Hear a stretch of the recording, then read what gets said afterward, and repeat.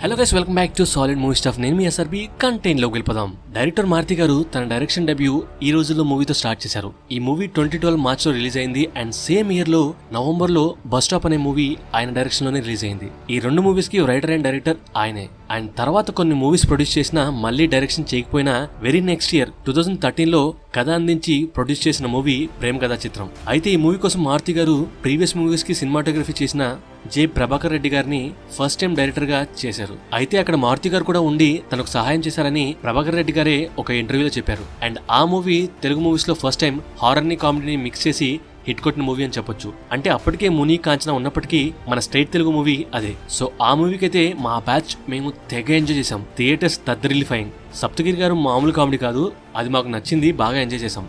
And తర్వాత అల్లు శిరీష్ గారి second movie 2014 లో వచ్చిన కొత్త జంట మూవీ, దీని కథను రూపొందించి దర్శకత్వం చేశారు మారుతి గారు. సో ఇప్పటి వరకు చెప్పిన మూవీస్ అన్నిటికీ సేమ్ మ్యూజిక్ డైరెక్టర్ పనిచేశారు, ఆయనే జీవన్ బాబు గారు. సో ఆ మూవీస్ కి సాంగ్స్ చాలా చాలా బాగుంటాయి. సో అలాంటి మ్యూజిక్ డైరెక్టర్ నుండి ఆ సాంగ్స్ ని మారుతి గారు బాగా చూస్ చేసుకున్నారు. అది వర్కౌట్ అయింది. అండ్ తర్వాత 2015 లో కథ రాసుకుని దర్శకత్వం చేసిన మూవీ భలే భలే మగాడివై మూవీ. ఇందులో మన నేచురల్ స్టార్ నాని గారు యాక్టింగ్ ఇరగదీశారు. దీనికి మ్యూజిక్ గోపిచంద్ర గారు అందించారు. ఈ మూవీలో సాంగ్స్ కూడా బాగుంటాయి, డిఫరెంట్ గా ఉంటాయి. టైటిల్ సాంగ్ కూడా వెరైటీగా ఉంటుంది. మొట్టమొదటిసారి సాంగ్ కూడా అద్భుతంగా ఉంటుంది. సో ఇలా మూవీలోని మ్యూజిక్ కూడా బాగుంటుంది అండ్ బాగా చూస్ చేసుకున్నారు డైరెక్టర్ గారు.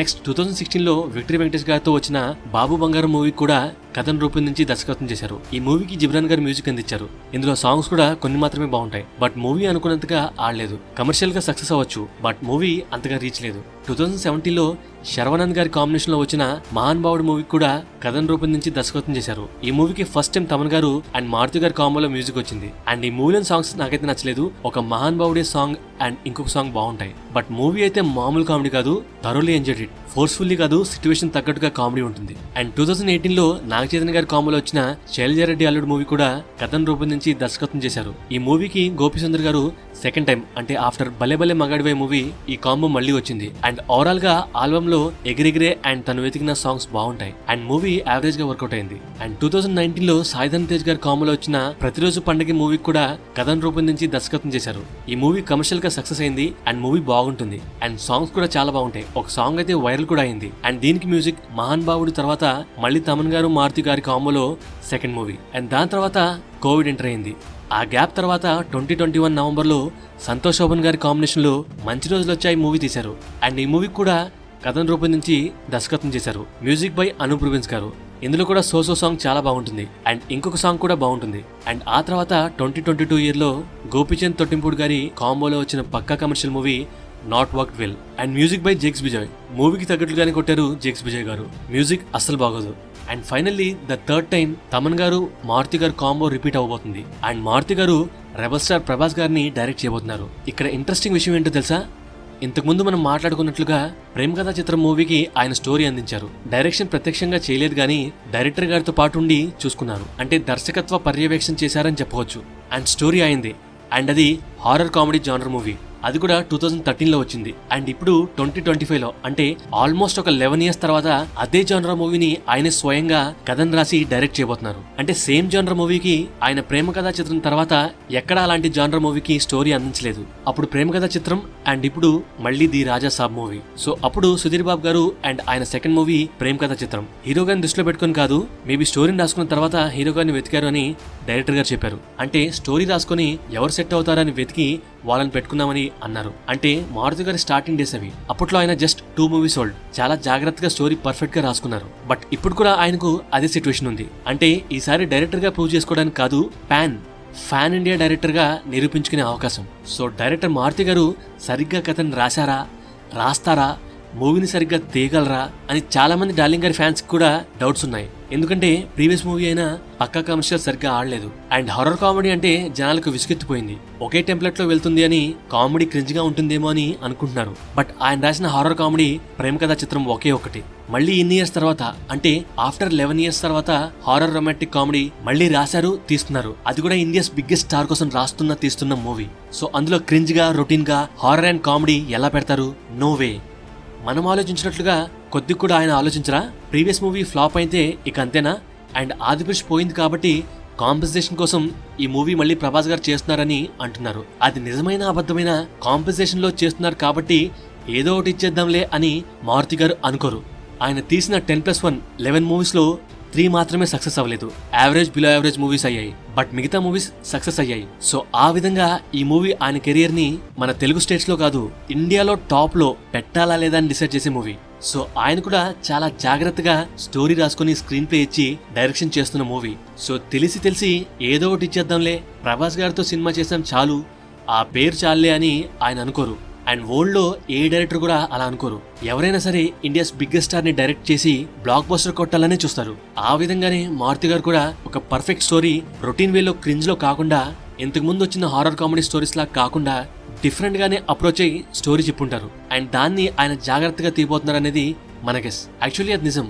సో హారర్ అంటే ఏదో లైట్ గా టచ్ చేయడం కాదు, రెబల్ గా రాజా లెవెల్లో హారిఫైయింగ్ ఎలిమెంట్స్ పెట్టి అక్కడ మూవీకి తగ్గట్లుగా ఎలివేషన్స్ పడుతూ ఇన్బుల్ట్ గా క్రింజ్ లేకుండా ఫన్ చేపిస్తే దెన్ ఆటోమేటిక్ గా భయపడదాం అని వచ్చే ఆడియన్స్ ని సాటిస్ఫై చేస్తూ ఆ భయాన్ని మెల్లిగా ఫన్ లోకి మారుస్తూ 2 జోనర్స్ ని సాటిస్ఫై చేస్తే దెన్ ఈజీగా మూవీ బాక్స్ ఆఫీస్ బద్దలు కొడుతుంది. And of course romantic touch automatic గా మూవీలో ఉంటుంది. అదే మనకు ఈ గ్లిమ్స్ లో చూపించారు. సో ఈ మూవీ కోసం ఏదో క్యాజువల్ గా ప్రభాస్ గారు దొరికారులే, మ్యూజిక్ ఎలా కొట్టినా జనాలు వాళ్లే చూస్తారులే, అండ్ హారర్ కామెడీ 10 ఏళ్లు దాటుతుంది, మళ్ళీ ఒక ప్రేమ కథ చిత్రం లాంటి సేమ్ ఒక హారర్ కామెడీని అటు ఇటు తిప్పి ఇచ్చేద్దాంలే, వాళ్ళకేం అర్థం అవుతుందిలే అని మూవీ డైరెక్టర్ గారు అండ్ మ్యూజిక్ డైరెక్టర్ గారు అనుకొని ఈ మూవీకి వర్క్ చేయడం లేదు. వాళ్ళు మాక్సిమం కెపాసిటీ యూజ్ చేసి ప్రభాస్ గారిని ఓ రేంజ్ లో చూపిస్తూ vintage style and swag with stylish looks లో ప్రభాస్ గారిని చూపిస్తూ ఆయన ఫ్యాన్స్ కి అండ్ మూవీ లవర్స్ కి ఒక మంచి ఎక్స్పీరియన్స్ ఇద్దామని వాళ్ళు వెయిట్ చేస్తున్నారు. సో ఫైనలీ నాకైతే ఈ మూవీ మీద చాలా నమ్మకం ఉంది బ్రో. కల్కి మూవీ అనౌన్స్మెంట్ స్టార్టింగ్ లో నాగేశ్వరం గారు ఏం తీయగలరులే అని చాలా మంది అనుకున్నారు. ఆయన తీసిన 2 మూవీస్ లో ఎమోషన్స్ తో పిండేశారు. సో కల్కి కూడా అలాంటి ఎమోషన్స్ బాగా వర్కౌట్ అవుతాయి అనుకున్నారు. But big budget elevations fights తీయగలరా, హ్యాండిల్ చేయగలరా అని తక్కువ అంచనా వేశారు. అంటే టీజర్స్ రాకముందు కట్ చేస్తే 1100+ crores తో కల్కి ర్యాంప్ ఆడుస్తుంది. మనం స్టార్ట్ నుండి నాగేశ్వరం గారు ఈ మూవీతో ఎరగతీయబోతున్నారని ఎక్స్పెక్టేషన్స్ పెట్టుకుని వెయిట్ చేస్తుంటే ఒక్కొక్క టీజర్ ట్రైలర్స్ జనాలను కట్టిపడేసింది. అండ్ విజువల్స్ నెవర్ బిఫోర్ లెవెల్లో and elevations top notch unpredicted twist తో ర్యాంప్ ఆడిచ్చింది మూవీ. అంటే మనం హైప్ ఇచ్చామని చెప్పి మూవీ ఆడలేదు, మూవీలో కంటెంట్ ఉంది కాబట్టి ఆడింది. కానీ ఈసారి మారుతి గారు తను ఇంతకు ముందు తీసిన మూవీస్ లో సక్సెస్ రేట్ చాలా ఎక్కువ ఉంది. సో ది రాజా సాబ్ మారుతి గారిని తనను తాను ఇండియాలోని టాప్ డైరెక్టర్ రేంజ్ లో పెట్టుకోవడానికి ఆయనకు దక్కిన ఒకే ఒక్క సువర్ణ అవకాశం. సో దాన్ని డెఫినెట్లీ సద్వినియోగం చేసుకుంటారు. So the Raja Saab movie story wise and direction wise block buster కొడుతుంది అనేది మన కాన్ఫిడెన్స్. డైరెక్టర్ గారికి నమ్మకం ఎంత ఉందో నాకు ఐడియా లేదు, కానీ డైరెక్టర్ గారి మీద నాకు అంత నమ్మకం ఉంది. ఎందుకంటే ఆయన మూవీస్ లో మాక్సిమం ఒక సాంగ్ వైరల్ అవుతుంది. ఆయన మ్యూజిక్ డైరెక్టర్ గారి దగ్గర చూస్ చేసుకునే సాంగ్స్ చాలా బాగుంటాయి, చాలా వరకు క్లిక్ అయ్యాయి. సో 3rd టైం తమన్ గారితో కలిసి చేస్తున్నారు. అండ్ వాళ్ళిద్దరు కూడా మూవీని ఓ రేంజ్ లో పెట్టాలని చూస్తున్నారు. రాధేశ్యామ్ మూవీకి తమన్ గారు బీజిఎం సరిగ్గా కొడతారో లేదో అని అప్పట్లో డిస్కషన్స్ జరిగాయి. దో రాధేశ్యామ్ మూవీ సక్సెస్ఫుల్ కాకపోయినప్పటికీ మ్యూజిక్ బాగుంటుంది, తమన్ గారు బీజిఎం సూపర్ గా కొట్టారు. సో ది రాజాసాబ్ మూవీలో బీజిఎం ఖచ్చితంగా బాగుంటుంది. అండ్ ఇక సాంగ్స్ విషయానికి వస్తే మారుతి గారు మంచి సాంగ్స్ ని చూస్ చేసుకుంటారు. అఫ్ కోర్స్ తమన్ గారు గట్టిగానే ఇస్తారు. రీసెంట్ గా జామ్ లో Q&A సెషన్ లో తమన్ గారు రాజాసాబ్ సాంగ్స్ ఓ రేంజ్ లో ఉంటాయని చెప్తున్నారు. సో బీజిఎం అండ్ మ్యూజిక్ ఖచ్చితంగా బాగుంటుంది అని చాలా కాన్ఫిడెన్స్ గా చెప్తున్నారు. సో అలాంటి కంటెంట్ కానీ వాళ్ళు ఇచ్చారనుకోండి, అంటే proper perfect story with music and BGM పడితే ఇక చాలు. ఫస్ట్ డే కలెక్షన్స్ నుండి స్టార్ట్ అయ్యి రెబల్ స్టార్ ప్రభాస్ గారి ప్రభంజనం స్టార్ట్ అవుతుంది. అంటే ద రాజాసాబ్ లో మన ప్రభాస్ గారు డార్లింగ్ గా కనిపిస్తారు. అద్భుతంగా ప్లెజెంట్ గా స్టైలిష్ ప్యాక్ తో విత్ వింటేజ్ లుక్స్ తో కనిపిస్తారు. బట్ మూవీ బయటకు వస్తే ద రాజాసాబ్ కలెక్షన్స్ పరంగా డార్లింగ్ ప్రభాస్ గారు కాదు, రెబల్ స్టార్ ప్రభాస్ గారు అవుతారు. బాక్స్ ఆఫీస్ దగ్గర రెబలిజం చూపిస్తారు. సో ఓవరాల్ గా టీజర్ వస్తే దెన్ మనకు ఇంకొంచెం అర్థమవుతుంది మూవీలో ఏమేమి ఉండబోతుంది అనేది. అంటే ఎక్స్ లో అన్న ఈ గ్లిమ్స్ లో కొద్దిగా హారర్ ఉండేలాగా రిలీజ్ చేయండి అన్నా అని అడిగితే దెన్ దాన్ని టీజర్ అంటారు తమ్ముడు అని రిప్లై ఇచ్చారు ఎస్కేఎన్ గారు. సో టీజర్ లో హారిఫైయింగ్ ఎలిమెంట్స్ ని మిక్స్ చేసి వదులుతారు అనేది ఆయన చెప్పకనే చెప్పారు. మేబీ 23rd అక్టోబర్న మన రెబల్ స్టార్ గారి బర్త్డేకి టీజర్ ని రెడీ చేయొచ్చు. అలా చేస్తే దెన్ అద్రిపాటుగా ఉంటుంది. 2 celebrations same time. So overall గా మూవీ ఎక్స్పెక్టేషన్స్ బీట్ చేసేలాగానే తీస్తారని మన గెస్. అండ్ గ్లిమ్స్ లో ప్రభాస్ గారు బైక్ స్టాండ్ వేయడం మిర్చిలాగా ఉంది అని అంటున్నారు. మేబీ ఆ నాస్టాల్జియా కోసమే అలా కావాలని పెట్టుండొచ్చు డైరెక్టర్ గారు. సో మళ్ళీ ఒక 10 years వెనక్కి తీసుకెళ్దామని చేసిన ప్రయత్నం అయ్యుండొచ్చు. అండ్ ఆ లుక్ అయితే చాలా చాలా బాగుంది. అండ్ ఆయన వస్తుంటే ఆ మిర్రర్ సన్ఫ్లవర్ లాగా సన్ ఎటుంటే అటు తిరిగినట్లుగా రాజాసాబ్ వైపు తిరుగుతుంది. అండ్ ఆ దిష్టి తీసుకోవడం కూడా చాలా బాగుంది. మన ప్రీవియస్ వీడియోలో ఈ పాయింట్స్ రెండు చెప్పుకున్నాం.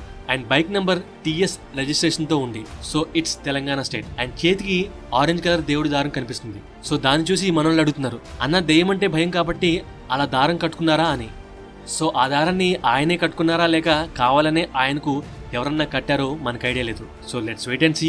అండ్ బొకే తీసుకుని లైబ్రరీ దగ్గరకు రావడం, ఆ లైబ్రరీకి ఆనుకొని ట్రూవే క్యాండీ షాప్ ఉండడం మనం గమనించవచ్చు. అండ్ ఆ కార్ డెకరేషన్ ని బట్టి ఆ కార్ ఏదో పెళ్లి ఫంక్షన్ కోసం రెడీ అయి వచ్చిన కార్ లాగా ఉంది. అంటే ఐదర్ ఈ లైబ్రరీ అని ఉన్న ప్లేస్ పక్కన ట్రూవే క్యాండీ షాప్ ఎలా ఉందో సేమ్ ఈ లైబ్రరీ పక్కన ఏదో ఒక కళ్యాణ మండపం ఉండొచ్చు. అంటే ఆ కార్ ని బట్టి ఏదో పెళ్లి ఫంక్షన్ అటెండ్ అవడం కోసం రాజాసాబ్ వచ్చి ఉండొచ్చు అని గెస్. సో అందుకనే చేతిలో బొకే కనిపిస్తుంది. సో వింటేజ్ కార్ లో ఆ పెళ్లైన కపుల్స్ వెళ్ళడానికి అక్కడ లైబ్రరీ ముందు ఆ కార్ ని పెట్టుండొచ్చు. అండ్ ఇక్కడ రిఫరెన్స్ ఏంటంటే మూవీలో ఆ వింటేజ్ కార్ ఎలా ఉందో అదే విధంగా మూవీలో మన డార్లింగ్ ప్రభాస్ గారి వింటేజ్ స్టైల్ కూడా చూడబోతున్నామని అలా పెట్టుండొచ్చు సింబాలిక్ గా. సో మనం డీటెయిలింగ్స్ కనిపెట్టడం స్టార్ట్ చేస్తే ఏమీ లేని దాంట్లో కూడా చాలా వెతుకుతాం. అన్నా దీనికి కూడా డీటెయిలింగ్స్ వెతుకుతావా అని ఒకరు అంటుంటే ఇంకొకరు ఏం పర్లేదు బ్రో, ఎలాగోలా ఇందులో కూడా డీటెయిల్స్ వెతికి ఒక వీడియో చేయి బ్రో అని అంటున్నారు. So I felt super fun by reading all those comments. Thank you guys. And ఒకవేళ అది పెళ్లి అయితే ఆ పెళ్లి ఎవరిదో సరదాగా ఒక గెస్ చేయండి. అంటే లైబ్రరీలో పూలను తీసుకువెళ్లి ప్రపోజ్ చేయడం కాదు, లైబ్రరీ పక్కన ఉన్న కళ్యాణ మండపంలోని కపుల్ కోసం ఆ బొకే తీసుకుని వస్తున్నాడు మన రాజాసాబ్ అని గెస్సింగ్. సో టీజర్ రావడానికి 3 months టైం ఉంది. అదొస్తే ఇంకా డీటెయిల్ గా గెస్ చేద్దాం. అండ్ ఈలోపు ఏ పోస్టర్ వచ్చినా డీటెయిలింగ్స్ తో కుమ్మేద్దాం.